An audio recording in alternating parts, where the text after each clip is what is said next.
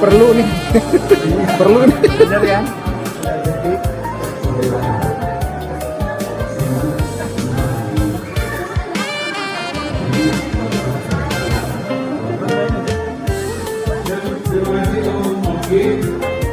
Darah kan deh. Enggak dong.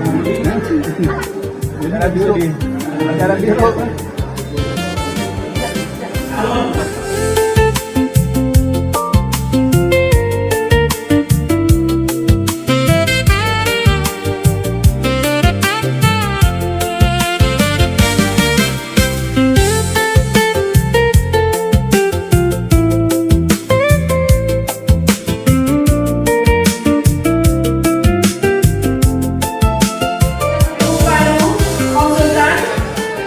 Beliau adalah dokter spesialis jantung intervensi dari Siloam Hospital Bogor dengan tema hipertensi dan resiko penyakit jantung.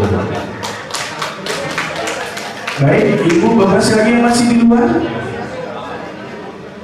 Mangga dipersilakan Dr. Zul Effendi, spesialis jantung paru konsultan.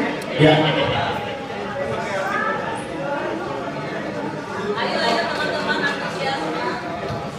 Warahmatullahi wabarakatuh.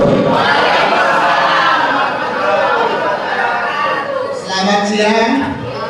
Sudah lapar? Belum.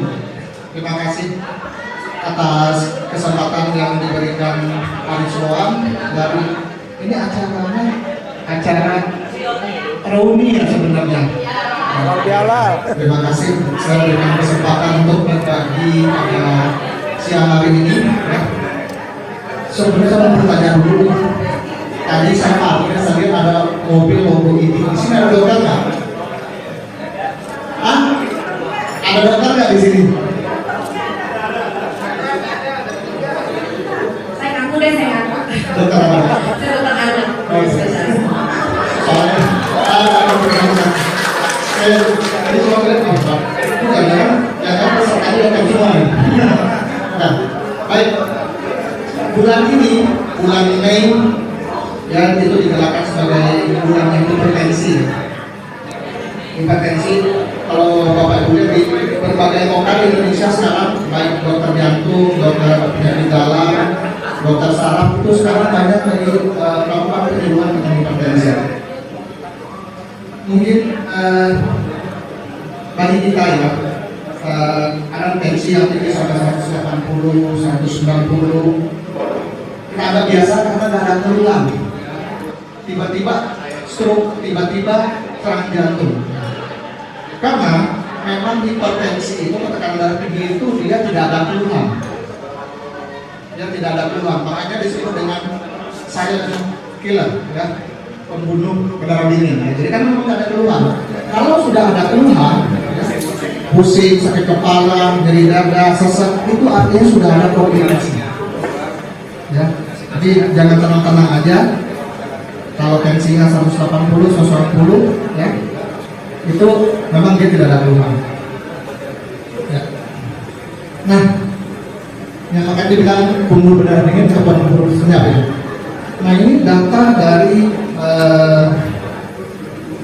Riskesdas ya, tahun 2018, sudah lama sekali datanya 2018, sudah 8 tahun sekarang mulai terbaru bahwa itu prevalensi hipertensi itu ada sekitar 34%, sepertiganya.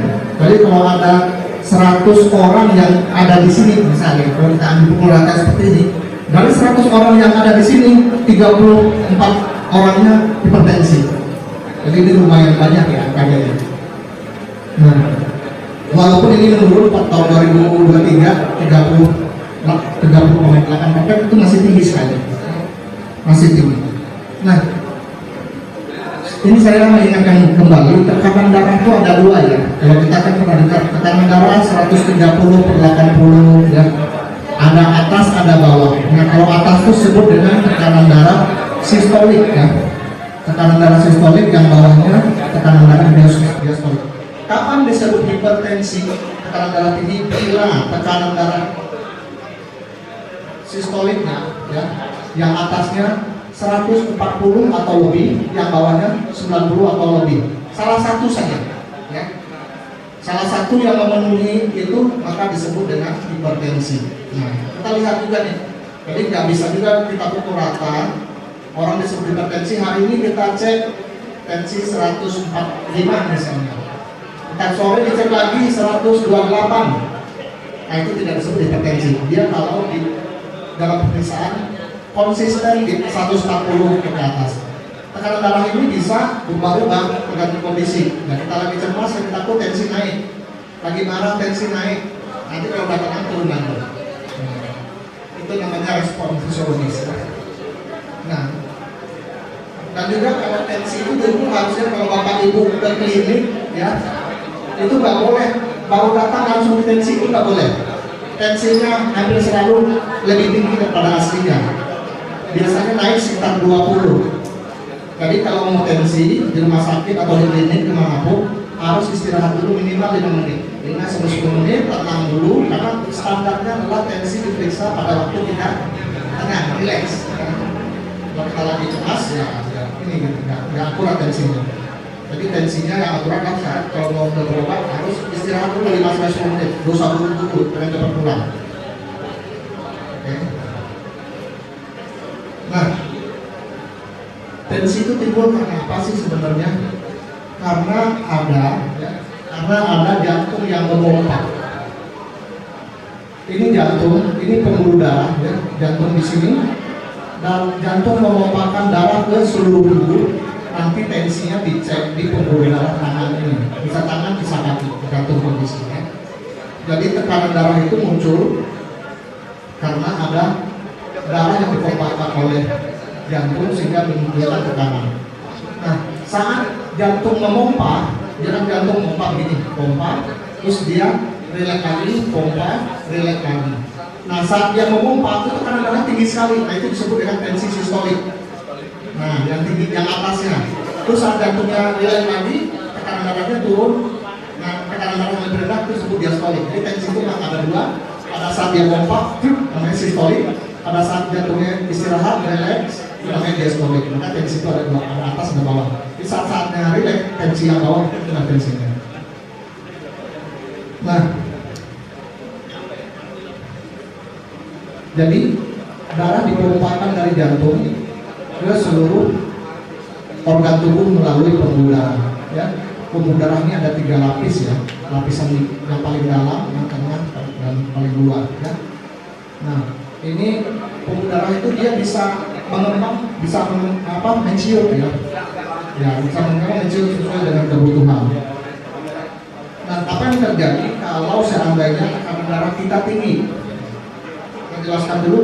Ini kan ada 3 lapis ya.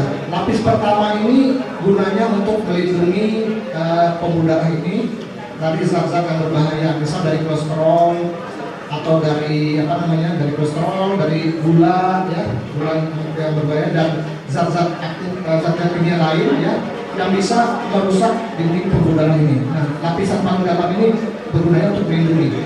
Kalau pembuluh darah dan lapisan dalam ini rusak, gula atau kolesterol bisa masuk ke tengah sini. Nah, kalau ke tengah sini, masuk sini, pembuluh darahnya jadi rusak. Kalau ada zat-zat yang harusnya nggak ada di sini masuk ini jadi rusak. Apa yang bikin lapisan dalam ini rusak? Salah satunya adalah hipertensi. Ya, tekanan darah tinggi, gula, terus merokok, ya itu merusak lapisan dalam. Ya. Nah, kalau lapisannya rusak, ya, apa yang terjadi?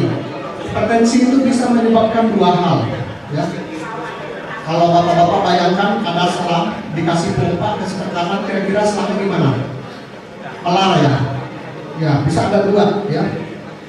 Pertama, pembuluh darahnya bisa melar kayak gini.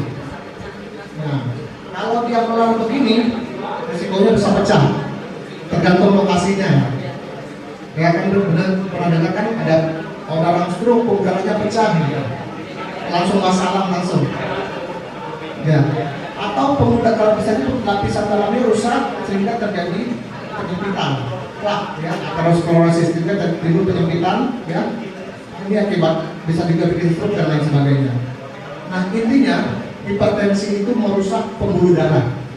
Nah, pembuluh darah kan ada di mana-mana. Bisa di jantung, bisa di otak, bisa di ginjal, bisa di mata, ya, dan organ lainnya. Nah, kalau dia terjadi kerusakan di pembuluh darah, maka yang lain itu juga bisa ikut terganggu. Apa saja organ vital yang bisa terganggu? Yang paling sering itu adalah nomor satu itu adalah stroke yang paling gampang terganggu. Ya, apa? Pembuluh darah otak ya. Ini bikin stroke. Stroke itu ada dua. Kalau yang penyempitan ada yang pecah atau hemoragik perdarahan. Kalau yang pembuluh darah yang pecah biasanya 90% meninggal. Kalau pembuluh darahnya pecah, kalau enggak itu terapinya harus operasi. 90% biasanya meninggal. Hanya 10% aja yang selamat. Atau bisa juga pembuluh darahnya penyempitan, ya, stroke. Nah, itu biasanya lebih banyak yang selamatnya. Kalau kita sering lihat orang habis stroke bisa pulang lagi, jalannya terpincang-pincang, nah itu biasanya karena penyempitan. Bisa juga bikin serangan jantung. Intinya sama sih sebenarnya. Pembuluh darah jantung yang tersumbat, ya, mengakibatkan orang serangan jantung dan bisa juga meninggal mendadak. Ya, meninggal mendadak. Nah, kalau ini terapinya kalau serangan jantung, ya, ini pasang ring segera biasanya. Kemudian juga begitu, kalau penyempitan di pembuluh darah ginjal, akhirnya aliran darah ke ginjal terganggu, orang harus jadi cuci darah, ya, cuci darah. Dan ini semuanya berbeda maksudnya, mau stroke, jantung, ginjal, ini biaya tinggi semua. Dan juga penglihatan, ini bisa bikin buta. Nah, ini paling sering pada orang hamil seringnya. Pada orang hamil mungkin dia awal udah punya bakat hipertensi sebelumnya kan ada darah tinggi, dia punya bakat. Terus pas saat hamil biasanya trimester terakhir itu tensi mulai naik, kaki buka segala macam. Masa kekejar itu bisa buka, langsung buka. Karena apa namanya retinanya bisa kopong gitu. Atau pembuluh darah di otak di matanya terganggu, bisa lepas retinanya, dia bisa buka langsung saat itu juga. Nah, kalau ini biasanya permanen, susah ditangani kalau nggak kena. Intinya kerusakannya adalah di pembuluh darahnya, ya. Jadi pembuluh darahnya dimanapun yang kena itu bisa juga pembuluh darah kaki ya. Kadang-kadang orang kok kakinya lemes, ya, nggak bisa gerak, apa dikirain stroke, apa gangguan saraf, dikasih rumah sakit sembuh-sembuh, ya. Ternyata pembuluh darahnya tersumbat. Saya ada pernah kasus ya dulu. Nih, kalau ini pembuluh darah dari jantung ya. Nah di sini nanti dia bercabang dua, ya. Dari atas ini, bawahnya bercabang dua. Bercabang dua ke kaki kanan, kaki kiri. Jadi saya pernah dikonsulkan sama pasien dari ruangan rawat saraf. Udah 2 hari di ruang rawat saraf, kok nggak ada perbaikan. Dikonsulkan ke saya. Waktu itu saya minta ke dokter jaga satu hari minggu, tolong potongin kakinya. Setelah dipotong kakinya warnanya gelap. Artinya apa? Itu pembuluh darahnya tertutup, pembuluh darahnya tertegung. Jadi kakinya nggak dapat makanan dan otot-otot kan mulai mati. Terus langsung tolong meraba pembuluh darah di kaki, ujung kaki sini, nggak meraba dua-duanya. Kemudian langsung saya bilang ini harus di USG. Ternyata ada penyumbatan di tengah sini. Di sini, di tengah sini. Tapi di tengah, akhirnya apa? Aliran darah ke kedua kakinya nggak ada. Saya coba ini harus amputasi. Amputasi dua-duanya. Itu kan bikin shock keluarga ya. Awal dikira biasa-biasa saja, jalan. Saya tuh pasiennya tinggalnya terjadi masalah psikolog. Kalau itu pasti intubasi, diamputasi, keluarganya nggak siap. Ya udah, saya bilang dia harus duduk, harus amputasi ke kiri kanan. Kalau nggak infeksi bisa tidak, kalau dia terus infeksi bisa jalan ke atas, bisa meninggal. Tapi karena keluarga kelamaan berunding, akhirnya pasangan meninggal. Jadi itu berawal dari hipertensi, ya. Jadi menyumbangkan dan dia untuk diintumasi. Ya.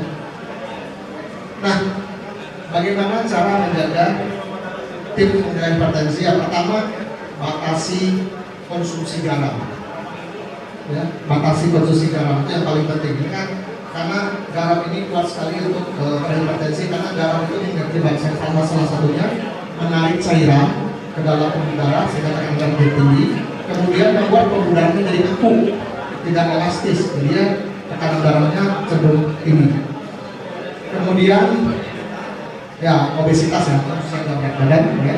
Kemudian harus berolahraga. Salah satu fungsi olahraga adalah melenturkan pembuluh darah. Jadi kalau ada tekanan yang kuat dari jantung, kalau pembuluh darahnya elastis, satu dia tensi lebih turun, lebih rendah. Yang kedua, pembuluh darahnya nggak gampang robek, ya nggak gampang melar.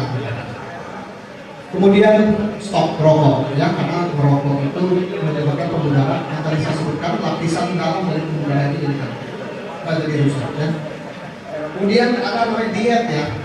Jadi sebenarnya intinya gini, diet ini intinya ada 3 dietnya ini. Pertama, banyak serat, sayur dan buah. Yang kedua, rendah darah. Kemudian yang ketiga, rendah kolesterol. 3 itu intinya, gas diet. Bapak Ibu tahu di mana kasus hipertensi tertinggi di Indonesia? Kira-kira? Ada Pulau Sumatera, Jawa, Kalimantan, Sulawesi? Jawa, mana? Ini yang beda Jawa mana? Hah? Mana? Jawa Baratnya di mana? Kota mana? Kota mana? DKI? DKI? Ya. Inilah tertinggi di Indonesia. Ya, Bogor ini adalah hipertensi tertinggi di Indonesia. Kota Bogor, ya. Juaranya Kota Bogor. Nah itu ya, mungkin ya, saya tidak tahu, mungkin walaupun sudah itu banyak lalapan dan ini, tapi mungkin karena tinggi darah. Saya karena sih, ini daftar tertinggi ini Kota Bogor ternyata. Saya lupa kalau nggak salah dia kayak Bogor Selatan deh, yang ada yang apa kecamatan atau tinggi. Saya lupa dia datanya. Saya dulu tuh sempat tanya, Bogor apa Bogor paling tinggi ya? Ya, makanan kali. Oke, dari saya itu pengantar, silakan kalau ada yang berdiskusikan. Anda silakan. Ya, terima kasih atas kesempatannya. Sebenarnya saya senang sekali mendengarkan informasi terkait dengan kesehatan. Karena saya sadar bahwa saya sendiri, walaupun termasuk orang yang rajin untuk ke dokter, untuk kontrol setiap bulan, tapi pemahaman tentang kesehatan ini saya merasa selalu kurang, ya. Dalam hal ini, Pak, yang saya menanyakan adalah saya sering dengar informasi bahwa ibunya penyakit itu adalah diabetes. Benarkah gitu dok? Itu pertama ya dok. Karena kalau saya lihat, kalau memang ibunya penyakit adalah diabetes, kenapa kok selalu orang tidak punya diabetes tapi punya kolesterol tinggi, terus akibatnya menjadi stroke? Nah itu saya belum tahu situ. Nah makanya ini pertanyaan buat saya. Pak, saya nanya lagi begini, kalau kolesterol itu saya rendah, terus saya bisa 110, kemudian 260.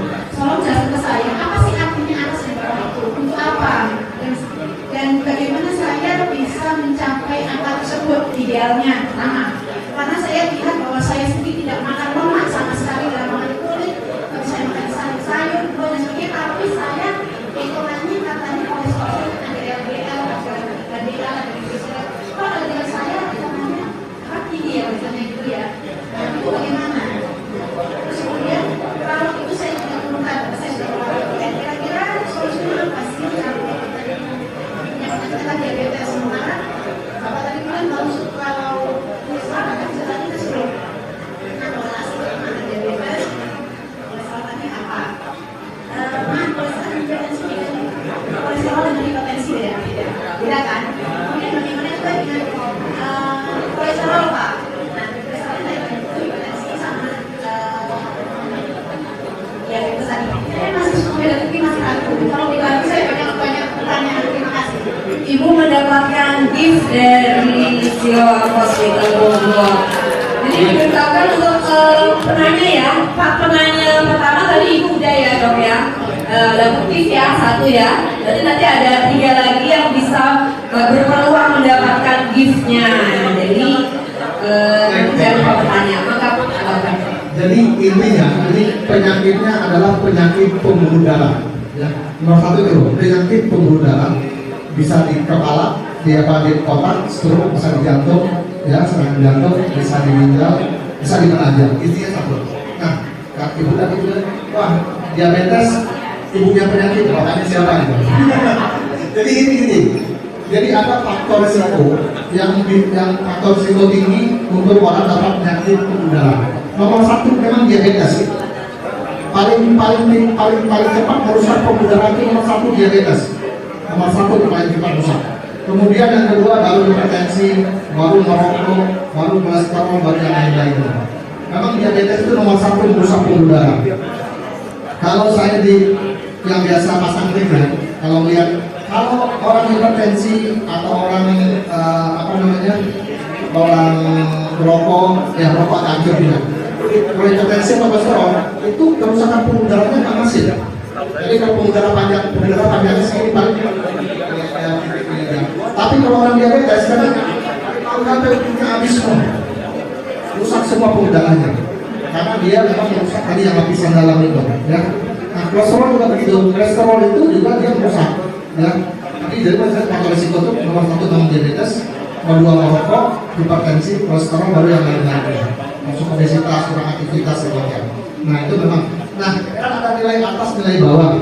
Nah semua parameter lab itu nggak ada yang nilai itu pasti ada nilai atas, nilai bawahnya.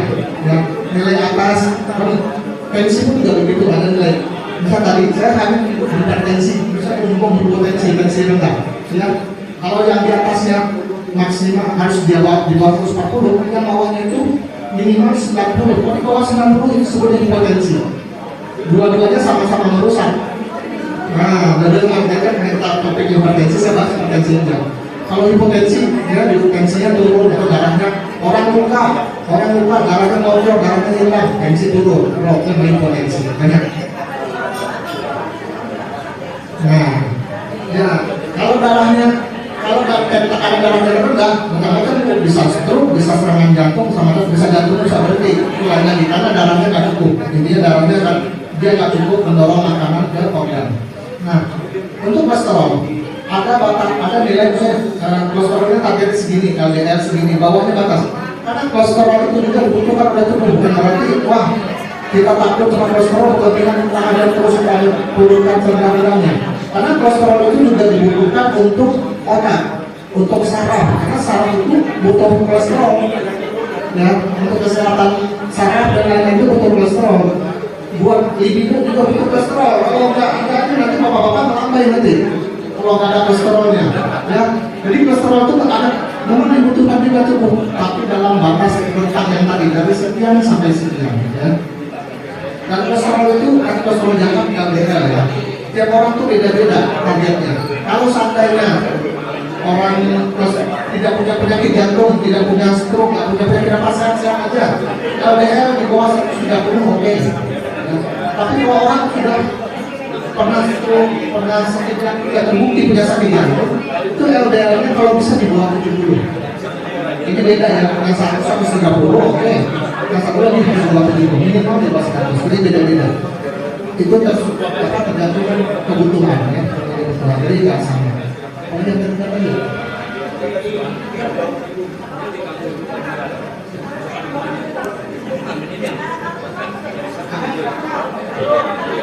Oh telur itu ada dua komponennya, yang putihnya protein, yang kuningnya itu kolesterol ya. Yang idealnya sih sehari setengah butir ya. Ya sebenarnya tidak jauh, maksud saya idealnya sehari setengah butir, berarti seminggu butir 3-4 butir kuningnya. Putihnya bebas protein. Apa ya? Ya jangan tiap hari. Kalau putihnya bapak kuningnya ya. Oke. Yang dokter, sebenarnya pertanyaan saya hampir diborong semua teman saya. Tapi saya mau bertanya, kami ini semuanya sudah lansia, lansia. Nah, tensi berapa yang bagus untuk melakukan sini? Karena kadang-kadang saya periksa misalnya dokter 140 baru sudah kok apa-apa. Jadi padahal saya juga juga, dokter bilang tidak apa-apa. Jadi pertanyaan saya cuma satu aja. Berapa usia kami tensi yang bagus? Terima kasih. Baik. Kadang-kadang saya juga melakukan hal yang sama ya. Begini, semua usia sama ya. Usia dewasa maksudnya 18 tahun ke atas itu standarnya sama. Tadi yang sama harus di bawah 140, ya, di bawah 140. Kemudian yang bawahnya di bawah 90. Cuman kadang-kadang saya praktek juga melakukan masalah tensi 142, 145, 90 misalnya. Oh, nggak apa-apa ini. Kenapa? Dokter udah tahu nih sebenarnya harus lebih rendah lagi. Tapi kalau disebut uang begini, takutnya hasilnya stres. Jadi pikiran, jadi tensi makin tinggi. Jadi memang walaupun kadang-kadang saya sebutkan, kita melihat kondisi pasien ya, kalau yang kita hadapi.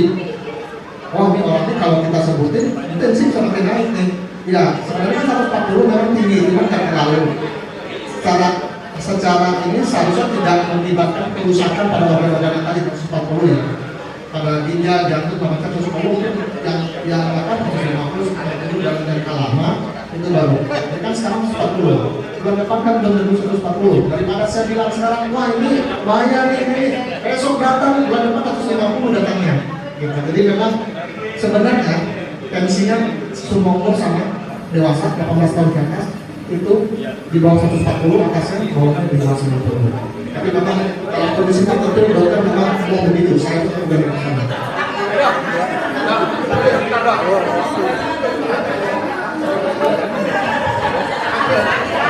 Selamat siang Dok, izin mau tanya ini Dok, berkaitan dengan masalah tensi. Kan ada dua alat ya, alat yang konvensional sama alat yang sudah modern, pakai baterai. Kan terkadang kita begini, kalau kita yang pakai di pompa itu Dok, tensi itu terasa kayaknya benar-benar aja kan. Padahal kalau kita pakai baterai yang pakai alat yang modern itu, kadang tinggi untuk bila tensi. Nah, pertanyaannya adalah mana yang baik yang benar untuk tensi yang menggunakan alat modern itu, yang manual atau yang modern, yang elektrik. Kedua, pada saat orang udah gejala stroke, tindakan apa pertama supaya golden time-nya itu tidak terlewat pada kondisi orang kena stroke? Terima kasih. Terima kasih. Dulu kita semuanya pakai tensi manual ya, Mercury ya. Nah, Mercury sekarang udah banyak digital. Dari WHO dan FDA Amerika, kemudian di Kemenkes kita itu udah di-approve ya, bahwa sama saja hasilnya antara yang konvensional dengan yang elektrik ya. Memang ada beberapa, saya nggak bisa nyebutin merek ya. Memang di Kemenkes itu sama yang di apa namanya, yang bagian validasi itu memang ada merek-merek tertentu dan seri tertentu yang tidak ada approve. Tapi kalau untuk yang di klinik di rumah sakit itu semuanya udah approve. Ya. Memang ada beberapa merek yang udah approve, karena kan semua alat itu harus dikalibrasi dulu, ditesnya dulu baru dilihatkan layak. Sama saja sebenarnya, sama aja. Oh stroke ya, ini sebenarnya takutnya saya cross-check ya, karena ini dokternya sudah tersarap ini, tapi nggak apa-apa. Intinya ini, orang stroke itu keluhannya intinya lemah sebelah badan, sebelah dari atas ke bawah lemah. Bisa dilihat dari ciri-cirinya apa? Pertama dari ngomongnya, tiba-tiba ngomongnya belok, sadar, susah ngomong. Kemudian kita lihat mungkin ini mirip, ya, nggak seimbang dari kanan. Atau yang paling sering ya, kalau kita lihat, dia jatuh di kamar mandi, pikirnya pertama mungkin itu dia. Kenapa? Pada kamar mandi, karena dia lepas sebelah, takut jatuh. Artinya kalau dia jatuh nggak mampu berdiri lagi, kemudian stroke. Tapi kalau dia terasa, dia bisa berdiri lagi. Tapi kalau dia nggak bisa berdiri lagi, atau harus menggagal diri, kemungkinan stroke. Itu harus bawa sekali ke langsung ke UGD Pak, karena tindakan pertamanya. Langsung ke UGD. Nggak ada tuh yang apa, yang pukul-pukul, yang tusuk-tusuk, nggak ada. Kita sakitkan. Ya, silakan. Assalamualaikum warahmatullahi wabarakatuh. Terima kasih atas kesempatan ini. Saya adalah, kalau dibilang ya, sudah minum obat hipertensi sudah sekitar 15 tahun. Alhamdulillah selama ini tensi saya selalu baik, kolesterol saya juga baik, gula darah saya baik. Yang saya mau tanya nih Dok, bisa sembuh nggak sih tanpa harus minum obat? Itu yang saya tanya. Pertanyaan saya, itu obatnya apa aja? Berapa mili? Wah, apalagi? Itu aja. Tensinya berapa? Saya bisa 129. Sebenarnya, oke. Kalau ibu masih single, obatnya 1, tapi amlodipin 10 mili berarti ini ya, standarnya 5 mili. Standar 5 mili. Masih ada kemungkinan bisa normal tambah obat 1 itu rutin olahraga. Satu rutin olahraga, kemudian berat badan dikontrol, kalau berat gula dikontrol. Kalau dia masih 1 obat, tes 120-an, 1 obat nanti masih bisa turun 5, nanti dilihat sampai turun lagi 100. Masih mungkin bisa. Ya.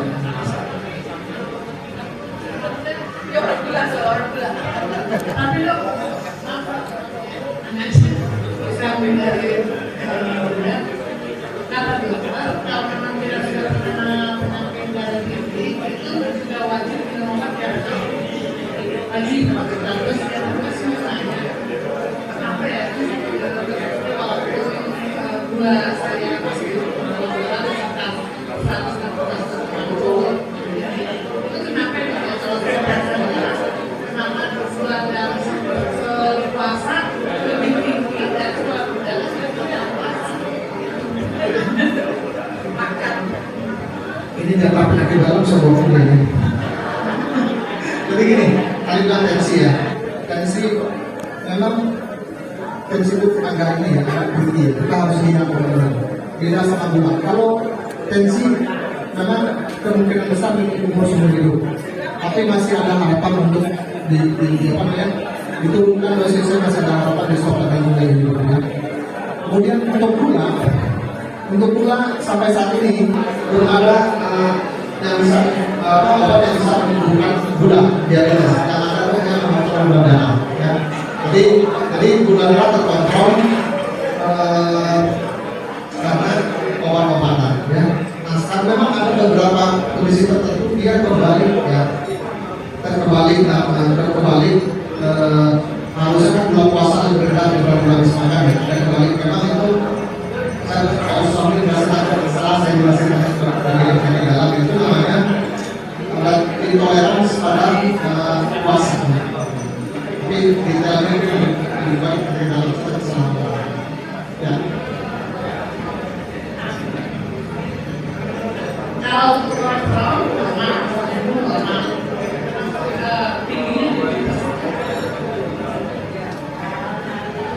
Ya, kolesterol itu ada 4 macam ya.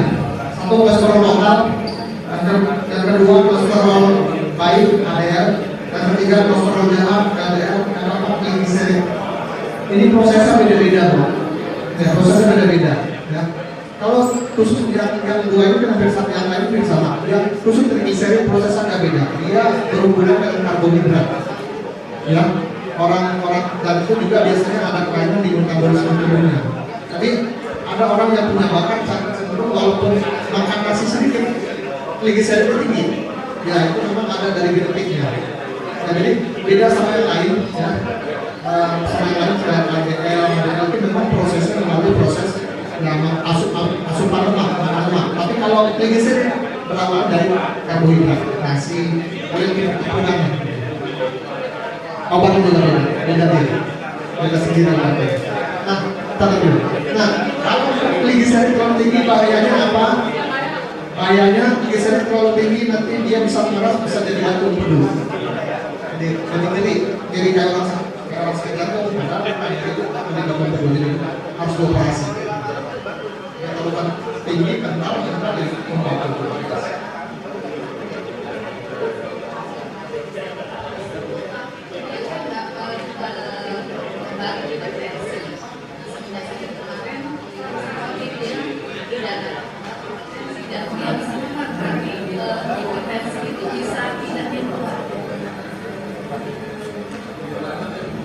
Nah ini kalau buat jantung ada sedikit uniknya. Awalnya dia tensinya tinggi 180, 190 ya, kasih obat normal.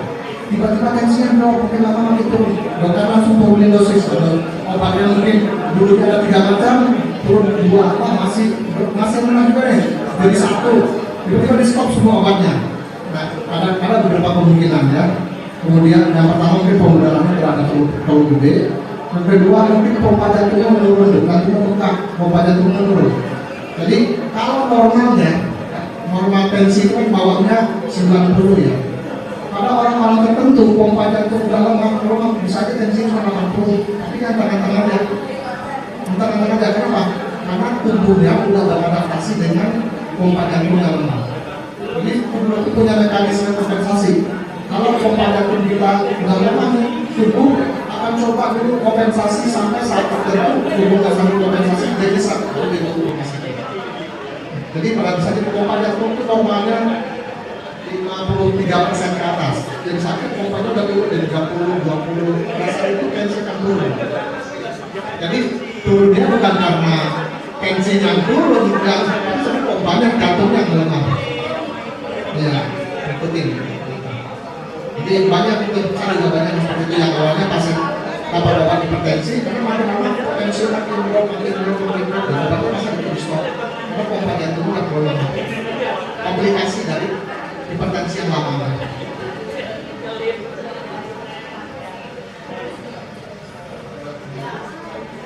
Masih ada pertanyaan? Cukup? Wah, ada lagi? Kayaknya mau lagi nih, Mas. Dok, ini saya bukan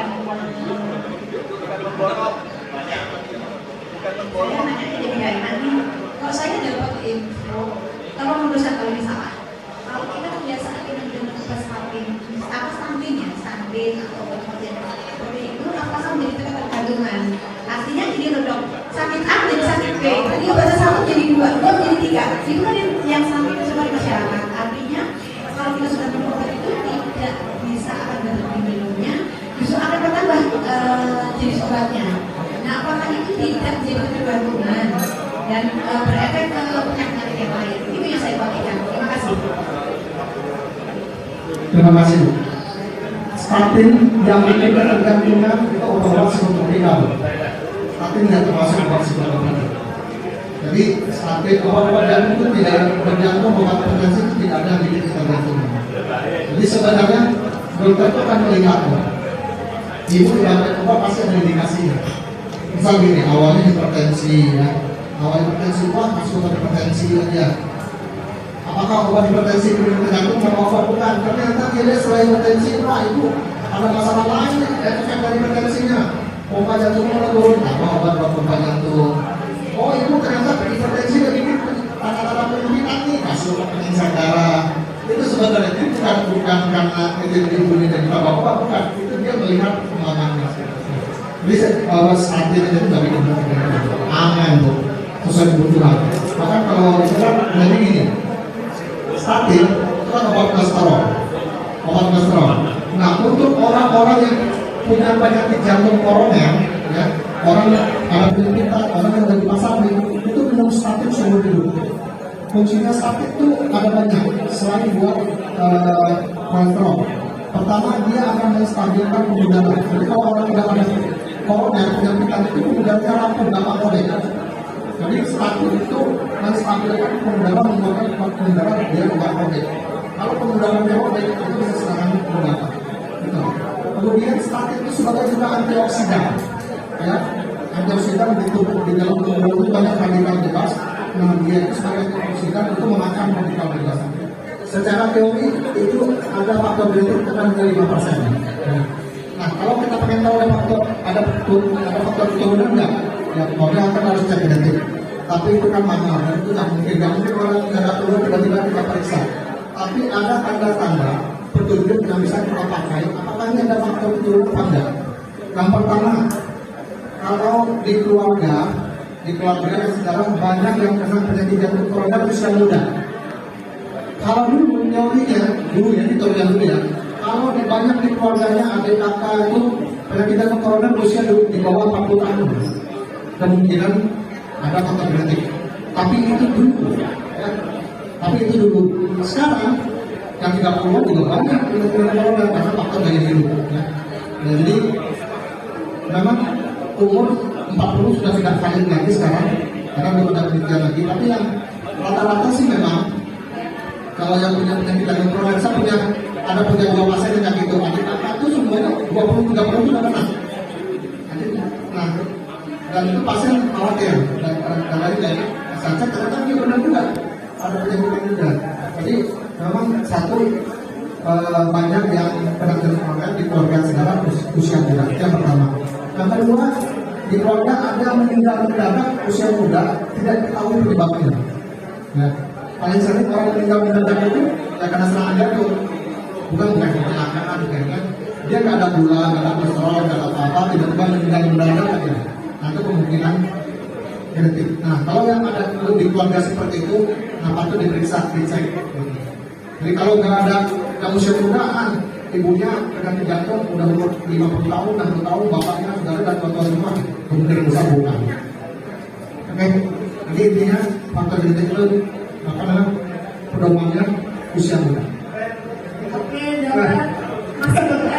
Sebenarnya sekarang sudah masuk ke acara untuk pemaparan tentang Siloam Hospital. Dan salah satunya itu yang ini masalah itu transaksi dalam dan sebagainya.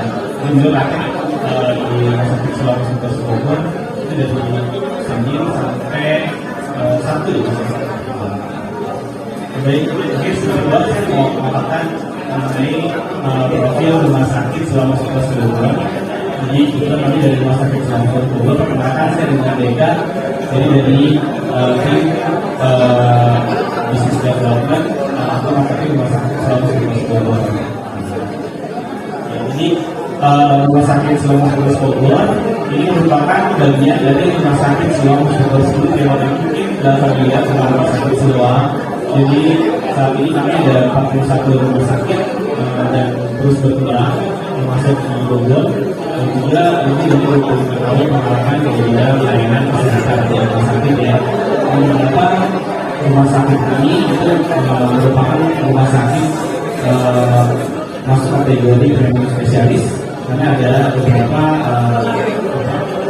dokter yang khusus ya, seperti misalnya kayak contoh ada rumah sakit Siloam Hospital Asri itu khusus untuk penanganan lebih ke masalah ginjal ya. Begitu kemudian juga rumah sakit Siloam Bogor sendiri itu di 2017 yang saat ini jadi rumah sakit ke-27 dari rumah sakit Siloam Hospital. Nah ini mungkin lebih ke milestone-nya rumah sakit Siloam Hospital itu diawali tahun 96. Itu rumah sakit Siloam pertama yaitu Siloam Rumah Sakit di Bogor atau Rumah Sakit Siloam Karawaci.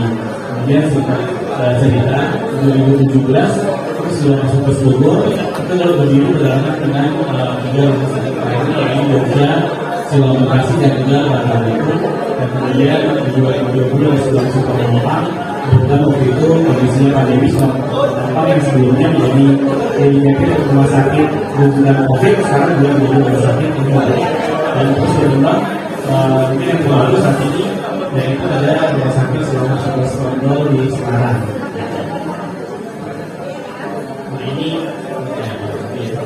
Nah ini kurang lebih apa sih terjadi di rumah sakit Siloam Hospital dalam satu hari ya. Jadi biasanya kita ada 109 kali membahas di rumah sakit Siloam yang kita kasih ya. Kemudian ada 649 pemeriksaan fisik. Ini yang pemeriksaan ini termasuk juga layanan emergency fisik ambulans. Kemudian ada 297 tindakan kemudian bisa dan juga yang 321 pasien medical check up setiap harinya. Dan mungkin yang paling banyak ada kami mengolah 16.500 sampel lab lebih dalam satu hari. Jadi salah satu yang menjadi unggulan dalam rumah sakit Siloam adalah di layanan emergency service. Jadi hanya layanan emergency service itu yang terintegrasi. Jadi melalui udara maupun hal misalnya. Jadi contoh ini kalau Siloam itu kita di satu nomor emergency itu di 1591 nomor emergency ini itu berlaku di semua hospital di seluruh Indonesia ya. Jadi call center ini nanti biasanya kalau ada case emergency atau darurat nanti biasanya akan diarahkan ke rumah sakit Siloam mana yang terdekat dengan kejadian. Dan biasanya pendamping pasien itu akan dibantu untuk dibantu kira-kira pertolongan pertama apa yang bisa dilakukan sampai menunggu tim ambulans itu datang. Nah biasanya untuk tim itu nanti biasanya terdiri dari satu dokter, kemudian perawat dan paramedis. Nah, ada tuh kan punya THT itu biasanya setelah model psikomas, biasanya kalkulnya sinoptik sudah harus jalan.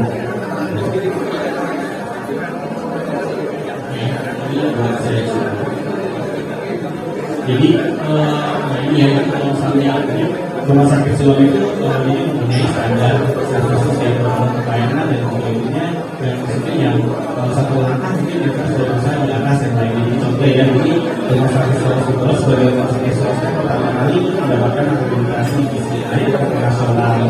Kemudian itu beberapa rumah sakit swasta lainnya juga melakukan akreditasi nasional, termasuk rumah sakit Siloam Bogor ya. Nah ini penyebaran rumah sakit jadi Siloam tapi ada 41 sebar di seluruh Indonesia dan juga ada jaringan klinik ya. Kalau ini rumah sakit paling banyak ada di Papua sana ya. Jadi ada jaringan rumah sakit klinik dari Siloam. Kemudian juga pengembangan fitur development ini ada 16 rumah sakit yang saat ini dalam pembangunan untuk berhidup.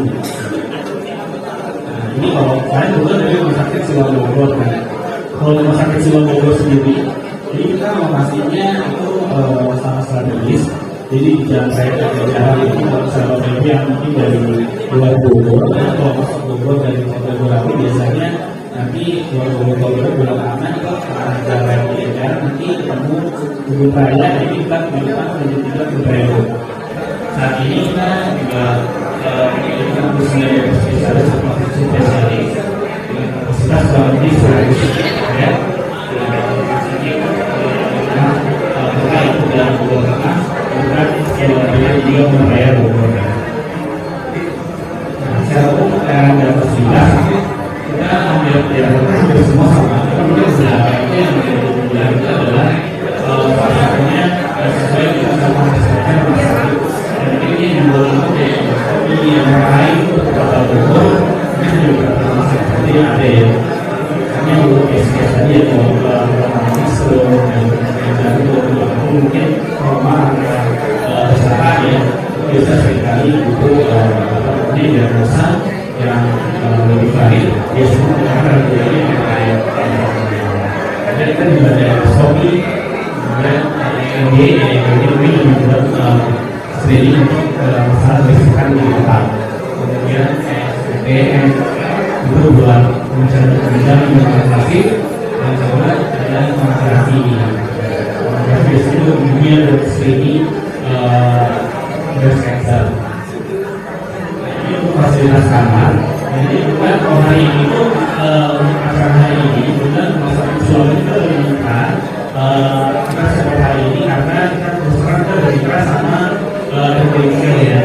Jadi emang kemudian salah satu rekan ibu gadis bukan Indonesia karena kami ya ini biasanya alhamdulillah besar Siloam dipercaya sama BFF jadi tidak hanya Siloam Bogor untuk menerima nasabah atau identitas sendiri dalam dia. Jadi kita kalau misalnya kita sudah sedikit ini kalau teman-teman nasabah ya hak kamarnya juga di Siloam, hospital terutama di Bogor itu bisa kalau sakit ya kami bisa diminta kamar VIP. Kalau ada benefit pendamping itu benefit pendamping itu jadi benefit free makan yang pendamping selama 3 kali selama dirawat pendamping kalau usah pendamping pasien kalau usah pusing untuk mikirin makanan kita sediakan yaitu secara free karena khusus untuk nasabah benefit. Kemudian yang ketiga kita juga ada free extras. Jadi kadang-kadang mungkin ada eksesnya misalnya mungkin dari yang sifatnya non-konvensional, kemudian misalnya kayak transportasi dan lain-lain kita ada free extras yang terjadi itu maksimal di 500 ribu. Tapi khusus buat nasabah potensial ya, Bu Adis dari BFF. Jadi saya ikut benefitnya kalau nasabah potensial dari BFF itu dari Indonesia Bu Adis ada benefit banyak ya.